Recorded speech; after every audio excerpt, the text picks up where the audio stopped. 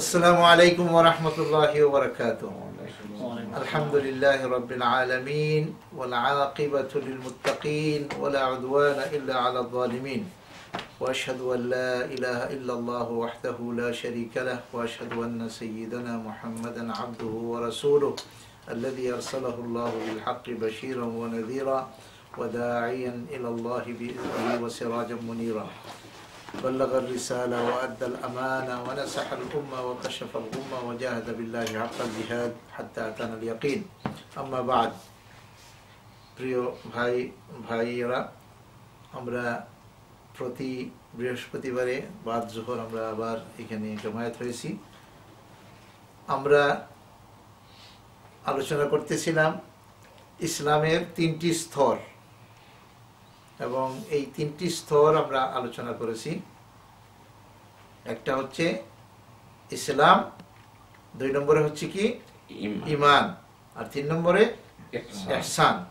এবং আল্লাহর নবীর কাছে হযরত জিবরাইল আলাইহিস সালাতু ওয়াস সালাম এসে ইসলাম কাকে বলে, ঈমান কাকে বলে, ইহসান কাকে বলে, এটার বর্ণনা আল্লাহ নবী সাল্লাল্লাহু আলাইহি ওয়াসাল্লাম করেছেন। আর জিবরাইল আলাইহিস সালাতু ওয়াস সালাম আল্লাহ নবীকে সাহাবায়ে কেরামদের সামনে প্রশ্ন করেছেন। এতে ইসলামের যে ব্যাখ্যা, ঈমানের যে ব্যাখ্যা, ইহসানের যে ব্যাখ্যা এবং কিয়ামত কখন হবে এর যে ব্যাখ্যা, এগুলো কিন্তু আল্লাহ নবী সাল্লাল্লাহু আলাইহি ওয়াসাল্লাম বলেছেন, এবং এটি হচ্ছে সত্য, এবং এর বাইরে আমাদের যাওয়ার কোনো সুযোগ নাই। আসুন, যদিও আলোচনাটা একটু আমাদের কাছে হয়তো শক্ত মনে হবে বা একটু কঠিন মনে হবে, কিন্তু এই আলোচনা কিন্তু খুবই গুরুত্বপূর্ণ এবং বিষয় কিন্তু খুবই গুরুত্বপূর্ণ। আমাদের তো 2 দফা স্লোগান স্মরণ আছে তো আপনাদের? কি প্রথম দফা কি? জানবো, শিখবো। আমরা ইসলাম জানি না, আমরা ইসলাম জানবো, আমরা ইসলাম শিখবো। এটা হচ্ছে প্রথম দফা আমাদের কর্মসূচি। আর 2 নম্বর কর্মসূচি হচ্ছে একত্রিত হব। আমরা মুসলমানরা একত্রিত হব, আমরা পরস্পরে বিচ্ছিন্ন হব না। আমরা যে কাজ করব সেই কাজ যেন আমাদেরকে ঐক্যবদ্ধ করে, আমাদেরকে একত্রিত করে।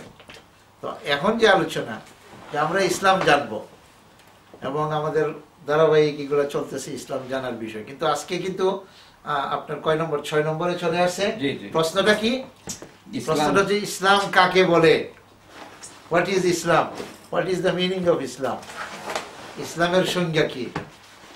ইসলাম গ্রহণ করার কারণেই তো আমরা মুসলমান। এখন ইসলাম কাকে বলে এই সম্পর্কে আলোচনা আমরা জানি, কিন্তু এরপরে আমরা করতেছি। এখন আসুন আমরা আলোচনায় ইসলাম কাকে বলে। ইসলাম শব্দটা যখন আমরা লিখি, এটা তো আরবি শব্দ, কোরআনের শব্দ, হাদিসের শব্দ। ইসলাম যখন লিখি আলিফ সিন লাম আলিফ মিম, তাই না? ইসলাম কোরআন শরীফে এসেছে, আল্লাহ রাব্বুল আলামিন বলেছেন ইন্নাদ দীনা ইনদাল্লাহিল ইসলাম, নিশ্চয় নিশ্চয় আল্লাহর কাছে মনোনীত এবং গ্রহণযোগ্য দিন হচ্ছে কি? ইসলাম। এরপরে অন্য আয়াতে এসেছে ওমাই ইয়াবতাগি গায়রাল ইসলামি দীনান ফালান ইউকবালা মিনহু ওয়া হুয়া ফিল আখিরাতি মিনাল খাসিরিন। ওমাই ইয়াবতাগি গায়রাল ইসলাম, যে ইসলাম ছাড়া অন্য কোনো ধর্ম, অন্য কোনো দিন সেটাকে চায়, সেটাকে গ্রহণ করে, ফালান ইউকবালা মিনহু, আল্লাহ রাব্বুল আলামিন সেই দিনকে, সেই ধর্মকে কিন্তু গ্রহণ করেন না। আর যারা ইসলাম ছাড়া অন্য কিছুকে গ্রহণ করবে তারা এই দুনিয়াতেও ক্ষতিগ্রস্ত হবে, এবং আল্লাহ রাব্বুল আলামিন বলছেন যে আখিরাতে তারা অবশ্যই ক্ষতিগ্রস্ত হবে। এতে ইসলাম ছাড়া আর কিছু গ্রহণ করার কোনো সুযোগ নাই, ইসলাম ছাড়া অন্য কোনো ধর্ম গ্রহণ করারও কোনো সুযোগ নাই। এখন আসুন আজকে আমরা ইসলামের বিভিন্ন দিক, অর্থাৎ ইসলাম কাকে বলে, এটার বিভিন্ন দিক আমরা আলোচনা করি।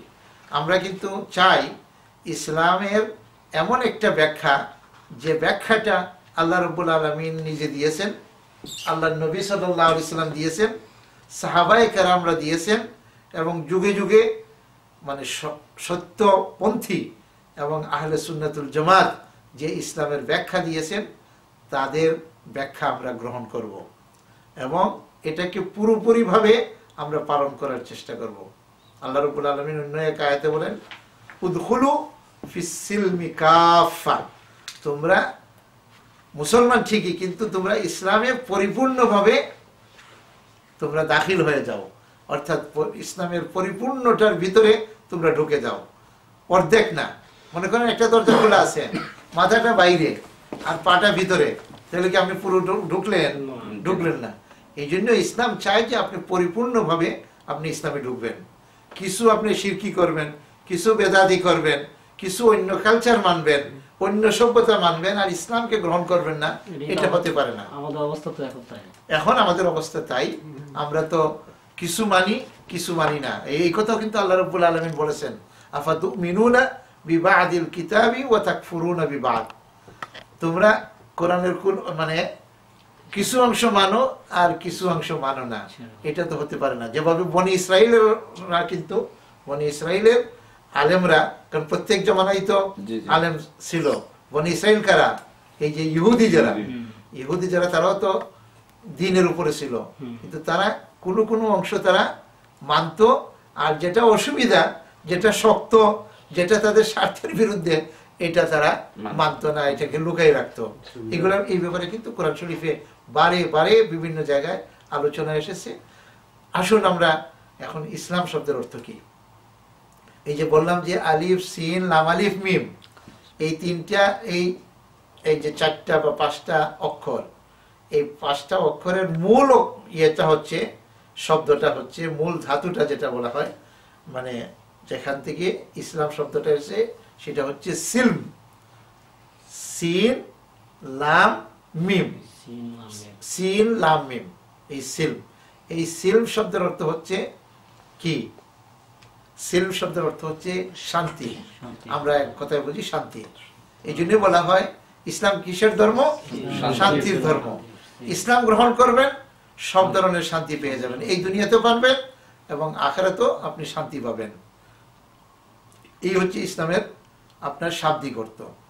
এখন আসুন যে শরীয়তের পরিভাষায় ইসলাম শব্দের অর্থ কি?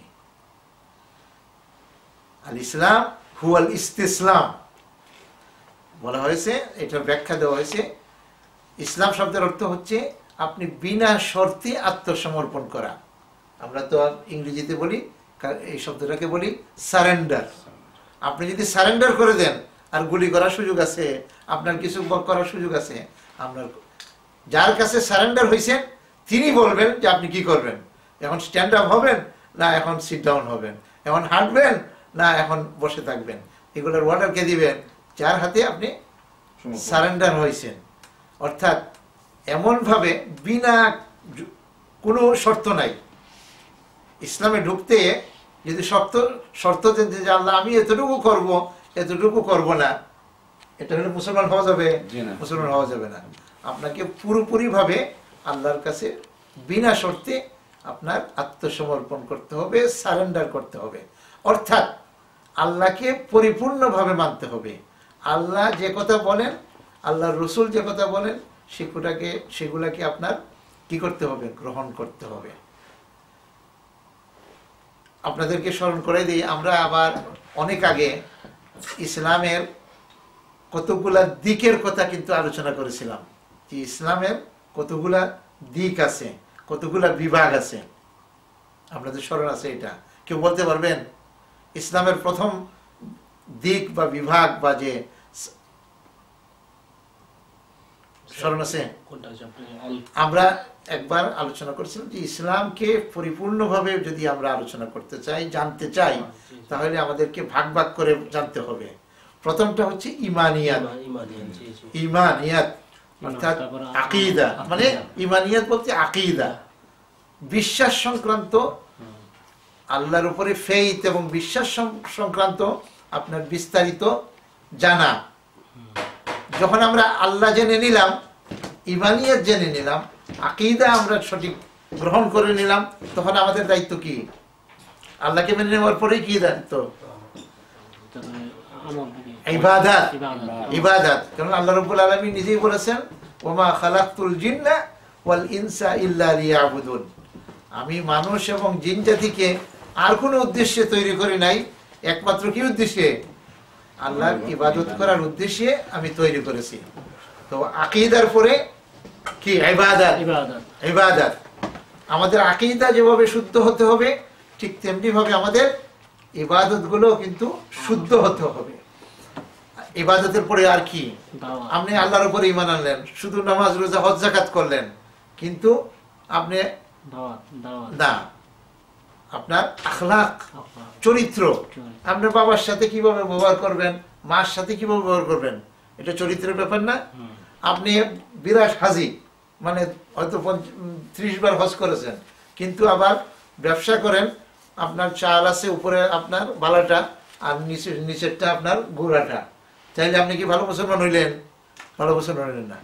কথা, আপনি সত্য কথা বলার কথা, আপনি বলেন মিথ্যা কথা, অন্যের চুগলখড়ি করেন, গীবত করেন, হ্যাঁ, অন্যকে ঠকান, আপনার বিভিন্ন ধরনের আপনার অসৎ চরিত্রের যে সমস্ত কাজ, সেই কাজ করেন, তাহলে কি মুসলমান হওয়া গেল? না। মুসলমান হওয়া গেল না। তিনি আর মুসলমান হইতে পারলেন না। তিনি ঈমান আছে ঠিকই, ওনার ইবাদত নামাজও ঠিক আছে, কিন্তু ওনার চরিত্র, আখলাক, ক্যারেক্টার এটা নষ্ট। তাহলে কি উনি আমরা ব্যস্ত যেতে পারবেন? উনি এমনকি রসুলের হাদিসে এসেছে যে আপনার এক মহিলা, তিনি নামাজ রোজা সব কিছু করতেন, কিন্তু নিজের পালিত যে বিড়াল, মানে ক্যাট, এটাকে তিনি যন্ত্রণা দিতেন, খাওয়াইতেন না, মানে ঠিক মতো খাওয়া দাওয়া দিতেন না। সেই জন্য আল্লাহ রসুল বলেছেন সেই জন্য তাকে দুজকে মানে জাহান্নামে যেতে হবে। আরেক উদাহরণ এসেছে যে মুসল্লি, মুমিন এবং ভালো মুসলমান, কিন্তু প্রতিবেশীকে সে কষ্ট দিত, সেই মানুষ কি বেহেশতে যেতে পারবে? যেতে পারবে না। মাকে যদি কষ্ট দেয় তাহলে সে কি বেহেশতে যেতে পারবে? যেতে পারবে না। তাহলে বোঝা গেল আপনার ঈমান যেভাবে গুরুত্বপূর্ণ, ইবাদত যেভাবে গুরুত্বপূর্ণ, ঠিক তেমনি ভাবে আপনার চরিত্রটাও গুরুত্বপূর্ণ। আজকে কি হজে মিলিয়ন্স অফ মানুষ যাওয়ার কি অভাব আছে? না। নাই। কিন্তু ইসলামের এই অবস্থা কেন? মুসলমানদের এই অবস্থা কেন? এই অবস্থা এই কারণে যে মুসলমানদের চরিত্র কিন্তু আপনার যে আখলাক হওয়ার কথা, যেভাবে সুন্দর ব্যবহার হওয়ার কথা, এগুলা কিন্তু নাই। ঠিক তেমনি ভাবে চরিত্রের কথা, ঠিক তেমনি ভাবে ব্যবহার। এবং আরেকটা বলা হয়েছে মুআমালাত। মুআমালাত ওই জিনিস যে আপনার সেটা অর্থনৈতিক হইতে পারে অথবা অন্য কোনো ব্যাপারে হইতে পারে। লেনদেন। লেনদেন, মুআমালাত বলতে লেনদেন। এখন লেনদেন, আপনি আপনার একেবারে পুরা মুসল্লি, নামাজ রোজা সব কিছু ঠিক আছে, হজ ঠিক আছে, নফল রোজা, কোরআন তেলাওয়াত সব ঠিক আছে, কিন্তু আমি নিয়ে আসলাম একজনের কাছ থেকে 100 টাকা ধার, মানে কর্জ, এরপরে আপনার 1 মাস পরে দেওয়ার কথা, তাকে বললামও না, এরপরে আমি লুকাইয়ে থাকি, আমি না দেওয়ার অবস্থা, অথবা দেই না। তাহলে কি আপনি ভালো মুসলমান হইলেন? না। আপনি লেনদেন আপনাকে ঠিক মতো করতে হবে, আপনার ব্যবসা বাণিজ্য ঠিক মতো করতে হবে। তারপরে যদি কোনো সব সন্ধি চুক্তি করেন তাহলে সেটাকে কিন্তু কি করতে হবে? আপনার মানতে হবে। আপনি একটা প্যাক্ট করেছেন, আপনার ডিড আপনি লিখেছেন, আপনি এটাকে আপনি ভঙ্গ করতে পারেন না। যা তুমি এই জিনিস দিবা, আমি এই জিনিস দিব, পরে দেখতেছেন যে আপনার ক্ষতি হয়ে যাচ্ছে, যে না না না এটা চলবে না, এটা আপনি করতে পারবেন না। আপনি ব্যক্তিগত পারবেন না এবং আপনার সামষ্টিকভাবেও আপনি এটা করতে পারবেন না। কথা ঠিক রাখা। কথা ঠিক রাখা, কথা এবং কাজে মিল থাকতে হবে। এই হচ্ছে মানে এই দিকগুলা কিন্তু আমরা আলোচনা করেছি, এক সময় স্মরণ আছে কিনা? হ্যাঁ, আকীদা, তারপরে কি আমল, ইবাদত, ইবাদত, ইবাদত বা আমল, আমল, তারপরে চরিত্র, চরিত্র, তারপরে লেনদেন, লেনদেন। এরপরে আপনার মুআশিরাত। মুআশিরাত বলতে আমরা যে সমাজে থাকি, সামাজিক দায়িত্ব কিন্তু আছে। আমি হেঁটে যাচ্ছি, সামনে 5 মুসলমান পাইলাম, তাকে কি করতে হবে? সালাম দিতে হবে। এটা কিন্তু আপনার উপরে ওয়াজিব, আপনি তাকে সালাম দিবেন। এটা হচ্ছে আপনার ইসলামের দাবি। সেটা যদি আপনি না করেন, এই যে ভাই ভাই হয়ে থাকা, পরস্পরে একে অপরের আপনার যে মুআশিরাত, আপনার সেই মুআশিরাতটাকে আপনার সুন্দর করতে হবে। সেখানে যদি আপনি উশৃঙ্খল হয়ে যান, সন্ত্রাসী হয়ে যান, তাহলে তো আপনি মুসলমান হইতে পারতেছেন না। তো এই জন্যই আমরা যে বলছিলাম যে আমরা ইসলামটাকে এমনভাবে জানব এবং গ্রহণ করব এবং মানব যে এটা যেন পরিপূর্ণ হয়। হ্যাঁ, এখন বলতে পারেন যে আমরা তো 1400 বছর পরের মুসলমান, আমরা তো সাহাবায়ে কেরাম হওয়া সম্ভব হবে? কারণ হযরত আবু বকর রাদিয়াল্লাহু আনহু তিনি কে? ইসলামের প্রথম খলিফা এবং প্রথম মুসলমান। মানে তিনি, তার যে ঈমান, তার যে শুধু আবু বকরের যে ঈমানের যদি আপনি এক পাল্লাতে রাখেন, আর এরপরে সকল মুসলমান কিয়ামত পর্যন্ত সকল মুসলমানের ঈমানকে এক পাল্লায় রাখেন, তাহলে কার ঈমানের ইয়েটা ভারী হবে? আবু বকরের এটা ভারী হবে। একথা বলা হয়েছে। এতে তাদের ঈমান কত শক্ত ছিল। তো এই ঈমান তো আমরা আজকে 1400 বছর পরে আপনার এটা সম্ভব না। যেমন আল্লাহ নবীর হাদিসে এসেছে যে জামানা আসবে, ইসলাম সামনের দিকে অগ্রসর হইতে হইতে এমন সময় আসবে যখন মুসলমানদের এই অবস্থা হবে যে সকালে সে মুসলমান, বিকালে সে কাফের, বিকালে সে কাফের, সকালে সে মুসলমান। কারণ মানুষ এখন সামান্য স্বার্থের কারণে, দুটো পয়সার কারণে, একটা পদের কারণে, একটা সামান্য কোনো আপনার লোভের কারণে আপনার তার ঈমানকে বিক্রি করে দিচ্ছে। এটা আমাদের অবস্থা তাই, এবং এটা হচ্ছে। তো এইভাবে কিন্তু আমার এই কথাগুলো বলার উদ্দেশ্য হচ্ছে যে আমরা কি করব? ইসলামকে পরিপূর্ণভাবে আমরা জানবো, কোনো দিককে বাদ দিব না, কোনো দিককে ছাড়বো না। হ্যাঁ, এখন বলতে পারেন যে কোরআন তো অনেক বড়, কতদূর আমি জানবোই আর কতদূরই পালন করব। কিন্তু প্রথমে আপনাকে এটা মেনে নিতে হবে বা গ্রহণ করতে হবে যে ইসলামে যা কিছু এসেছে সব কিছু কিন্তু আমি গ্রহণ করলাম। আমি জানি আর না জানি সবটা গ্রহণ করি। এটা বড় থেকে বড় হোক আর ছোট থেকে ছোট হোক, এটা ফরজ কাজ হোক অথবা একেবারে আপনার মুস্তাহাব কাজ হোক, এটাকে গ্রহণ করতে হবে। এখন যদি বলেন আপনি একজন মুসলমান, হ্যাঁ, আর পরে বলেন যে এখন বলেন যে আপনার হয়তো মিসওয়াক করাটা এখন মানে এটা মানায় না, তাইলে হবে না। আল্লাহ নবী সাল্লাল্লাহু আলাইহি ওয়াসাল্লাম বলেছেন যে ইনদা কুল্লি সালাত, মানে আপনি প্রত্যেক নামাজের সময় আপনি মিসওয়াক করবেন। এটা লাউলা আন আশুক্কা উম্মতি লা আমারতু বিসওয়াক, যে আমার উম্মতের জন্য যদি কষ্ট না হইতো তাহলে আমি তাদেরকে মিসওয়াক করার জন্য বলতাম, মানে প্রত্যেক নামাজের সময়। এইভাবে কিন্তু আল্লাহ নবী কি করেছেন? ব্যাখ্যা দিয়েছেন।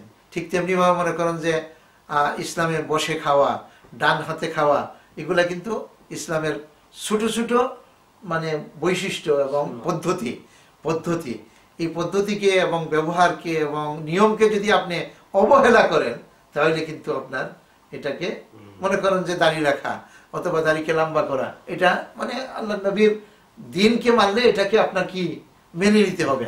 হ্যাঁ, হয়তো আপনি পারেন না সেটা অন্য জিনিস, আপনি আমল করতে পারেন না সেটা অন্য জিনিস হতে পারে, কিন্তু এর বিরোধিতা করা, এটাকে নেগলেক্ট করা, এটাকে অপমানিত করা, এটা আপনি পারবেন না। এটা করলে পরে আপনি মুসলমান থাকবেন না। আল্লাহ নবী যা কিছু নিয়ে এসেছেন, ওমা আতাকুমুর রাসূলু ফাখুযু ওমা নাহাকুম আনহু ফান্তাহু, আল্লাহ নবী যা যা কিছু নিয়ে এসেছেন সেটাকে তোমরা গ্রহণ করো, আর যেটা থেকে তিনি নিষেধ করেছেন যে এটার থেকে দূরে থাকো, সেটার থেকে আমাদেরকে দূরে থাকতে হবে। তাতে এইভাবেই কিন্তু আমরা ইসলামকে গ্রহণ করতে হবে। ইসলামের হাকিকত যে জিনিস, ইসলামের যে সৌন্দর্য, ইসলামের সংজ্ঞা, সমস্তটাকে কিন্তু আমাদেরকে ভালোভাবে বুঝে আমরা মুসলমান হব।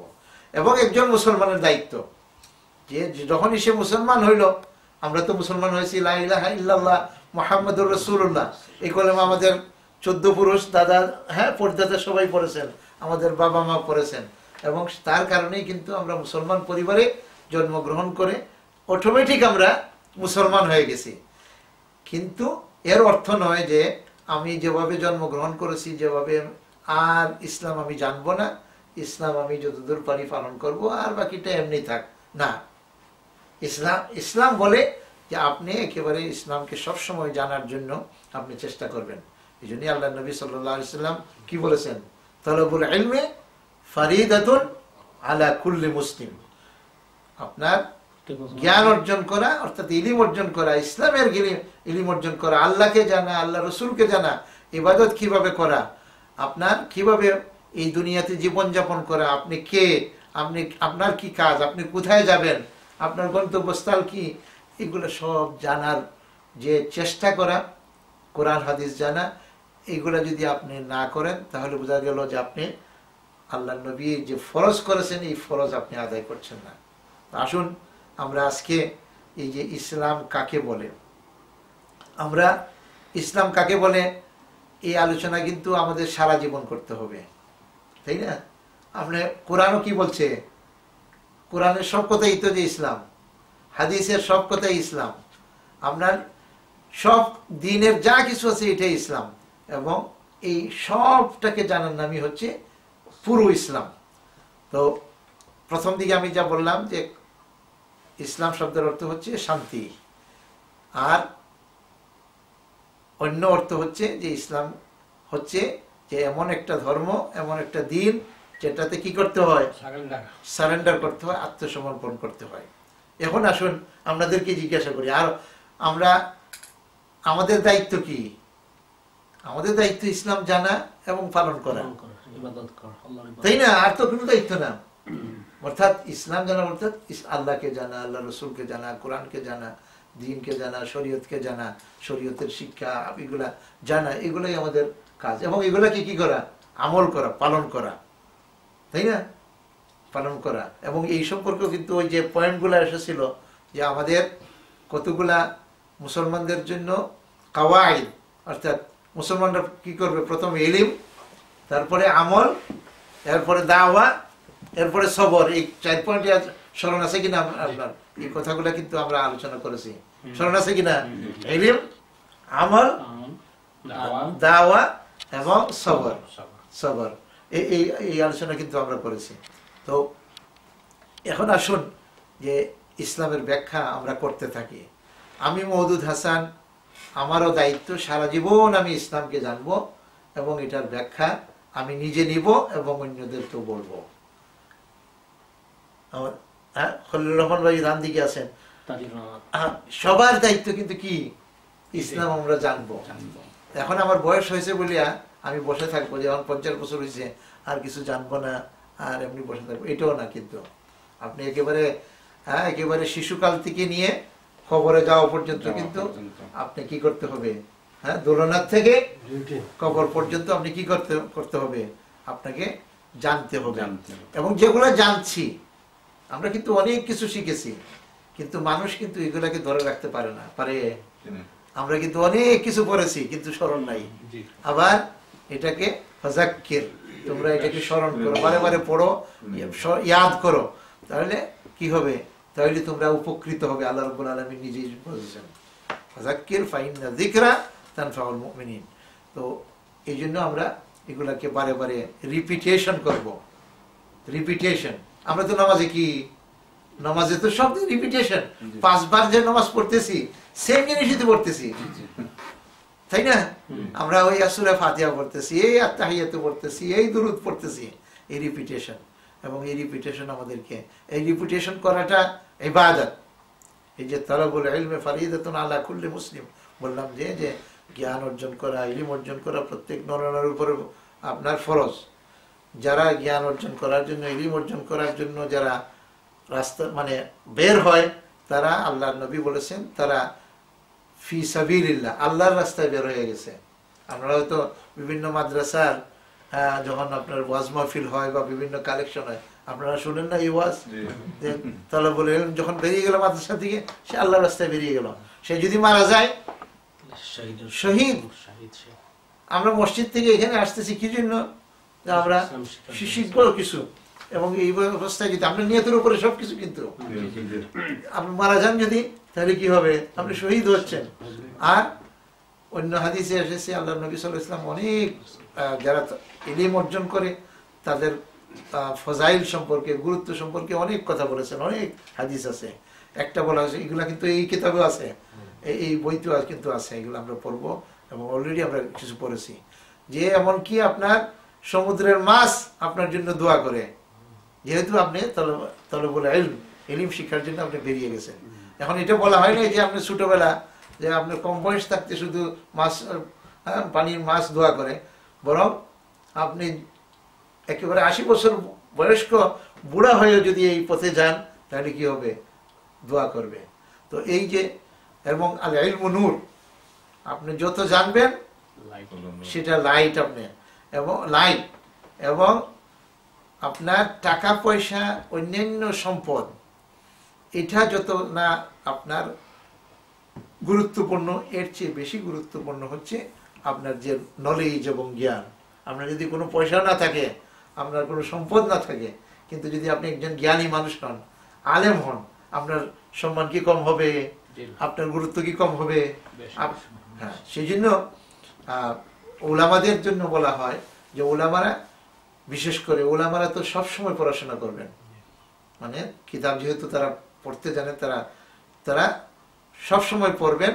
আর কি করবেন, সফর করবেন, মানে মানুষদেরকে ঘরে বসে থাকবেন না, যা জানছেন ওটা সফর করবেন। এর অর্থ না আপনি আমেরিকা যাওয়া দরকার, আপনি বের হয়ে এটাকে প্রচার করার জন্য চেষ্টা করবেন। এই দুই কর্মসূচিতে যদি আলেমদের না থাকে তাহলে কিন্তু উনি আলেম হিসাবে কিন্তু টিকে থাকতে পারবে না, উনিও জাহেল হয়ে যাবে। আপনি যেটা পড়ছেন 10 বছর যদি না পড়েন, আপনার হয়তো মেডিকেল সায়েন্সে সে MBBS হয়েছে, সে প্র্যাকটিস ছেড়ে দিয়েছে আর পড়াশোনা করে না, 10 বছর পরে কি প্রেসক্রিপশন লিখতে পারবে? পারবে না। ইঞ্জিনিয়ারিং পারবে না, আপনার যে কোনো থিওরি জানুক, সায়েন্স জানুক, সে এটা করতে পারবে না। তো এইভাবে আমাদেরকে মানে সবসময় করতে হবে এবং জানতে হবে। এখন তো আলহামদুলিল্লাহ বইপত্র হয়েছে, এই যে বই আপনারা পড়তেছেন এবং তাফসীর, এটা কিন্তু অনেক গুরুত্বপূর্ণ। আমরা এই যে মানে এই যে তাফসীর এবং এই যে বই, এটাও যদি আপনি অন্তত পক্ষে আপনি 5 বছর পড়েন, আপনি শেষ করতে পারবেন না। আপনি দেখছেন বিষয়গুলা। এখন আমাদের সামনে এসেছে ইসলাম কাকে বলে। আমরা যদি চাই অন্তত পক্ষে আরো কয়েক সপ্তাহ আমরা ইসলাম কাকে বলে এর উপরে আমরা চালাই দিতে পারবো। পারবো কিনা পারবো না? পারবো। আমি কিন্তু আপনার আমাদের আসাদ ভাইকে আমি দিয়েছি, ওনাকে লিখা দিয়েছি যে ইসলাম কাকে বলে। এই আল্লাহ নবী সাল্লাল্লাহু আলাইহি ওয়াসাল্লাম ইসলামের ব্যাখ্যা দিয়েছেন, খুলাফায়ে রাশিদিন দিয়েছেন, সাহাবায়ে কেরাম দিয়েছেন, উলামায়ে কেরাম, আইম্মাতুল মুস্তাহিদিন, আপনার সকলে বারে বারে সকলেরই তো প্রত্যেকেই তো ইসলামের ব্যাখ্যা দিয়েছেন। আজকেও আমরা যে এখানে কি করতেছি, আমরা ইসলামের ব্যাখ্যা আলোচনা করতেছি, আমরা জানতেছি, এবং এটা কিয়ামত পর্যন্ত চলবে। এবং এই ব্যাখ্যা আমরা নতুন করে দেওয়ারও কিছু নাই। ওই আমরা কিন্তু আগের যেগুলা বলা হয়েছে এগুলারই কিন্তু আমরা চর্চা করতেছি, তাই না? এবং আমাদের জীবনে বর্তমান যে সময়, এই সময়ে আমরা কিভাবে এই ইসলামটাকে আপনার নিজেদের জীবনে আমরা প্রয়োগ করব, মানব, সেটা হচ্ছে সবচেয়ে বড় কথা। হ্যাঁ, সাহাবায়ে কেরামরা যখন আপনার ইসলাম মানছেন, তখন তাদের খাওয়া দাওয়ার অবস্থা, বাড়িঘর, চলাফেরা, যানবাহন ডিফারেন্স ছিল। আমরা এখন যারা লন্ডনে এসেছি, আমাদের ঘর বাড়ি, তারপরে আপনার যে জীবনযাত্রা কিন্তু ডিফারেন্ট না, পরিবেশ ডিফারেন্ট, মানে আপনার ভিন্ন। এখানে আমরা কিভাবে ইসলাম পালন করব, এটা আমরা নিজেরা আমরা এটাকে মানে কিভাবে অ্যাপ্লাই করতে হবে নিজেরা প্রয়োগ করব। এবং ইসলাম হচ্ছে ইউনিভার্সাল। আপনার ইসলাম এমন না যে আগের জমানায় তারা পালন করেছেন এখন পালন করা যাবে না। আমার কথাটা বুঝে আসতেছে কিনা? আপনার সর্বকালীন সর্বসময় ইসলাম চলে। আপনার একজন মানুষ সে ইসলাম জানতো না, কিন্তু এখন সে লা ইলাহা ইল্লাল্লাহ মুহাম্মাদুর রাসূলুল্লাহ এই কলেমা পড়ে ঈমান এনে কি হতে পারবে? মুসলমান হয়ে যেতে পারবে। এবং মুসলমান হওয়ার পরেই সে সাহাবায়ে কেরামরা যেভাবে নামাজ পড়েছেন, ইবাদত করেছেন, আজকেও পারবে না? পারবে। কারণ আজকে তো ইবাদত করতে তো কোনো অসুবিধা নাই, তার রোজা রাখতে কোনো অসুবিধা আছে, ইসলামের শরীয়তের অন্যান্য জিনিস পালন করতে কোনো অসুবিধা আছে? হ্যাঁ, হয়তো কোনো কোনো ক্ষেত্রে ডিফিকাল্ট হতে পারে।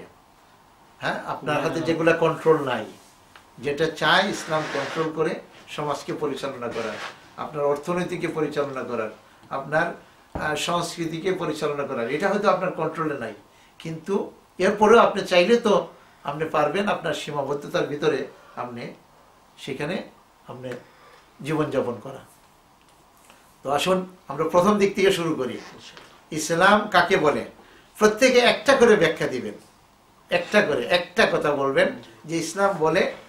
মনে করেন আমি বললাম যিনি ইসলামের কলেমা হচ্ছে লা ইলাহা ইল্লাল্লাহ মুহাম্মাদুর রাসূলুল্লাহ।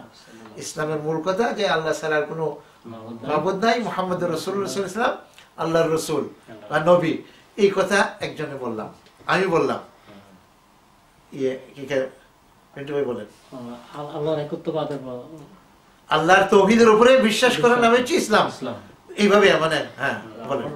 ইসলাম হলো যে মানে আপনার সমস্ত উইল, যে ইচ্ছা বা যত কাজ সবকিছু আল্লাহর জন্য, মানে আল্লাহর মানে সন্তুষ্টির জন্য ইয়ে করা, আপনি আল্লাহর কাছে আত্মসমর্পণ করা। আল্লাহর কাছে আত্মসমর্পণ, আল্লাহর কাছে আত্মসমর্পণ করা, এটারই ব্যাখ্যা আপনি দিচ্ছেন যে আল্লাহ যেভাবে চান আমি চলার সেভাবে আমি চলবো, রাসূল যেভাবে চান এইভাবে আমি চলবো, এবং এটাকে গ্রহণ করা, এটার নামই হচ্ছে ইসলাম। যে একটা ছোট্ট কথা বলেন, ছোট্ট একটা মানে ইসলামের সৌন্দর্য, ইসলাম মনে করেন ইসলাম একজনকে সামনে পাইলে তাকে সালাম দেওয়া, এটাও ইসলামের একটি শিক্ষা। তারপরে আপনার ইয়ে হয় ইন্টারেক্টিভ হইলে পরে আপনার মানে ব্রেইন কাজ করবে বেশি। ইসলাম কাকে বলে? আমরা যদি যে কোনো একজন জিজ্ঞাসা করলো যে তুমি মুসলমান, তোমার ধর্মের নাম ইসলাম, এখন বলো ইসলাম কাকে বলে, আমাকে বলো।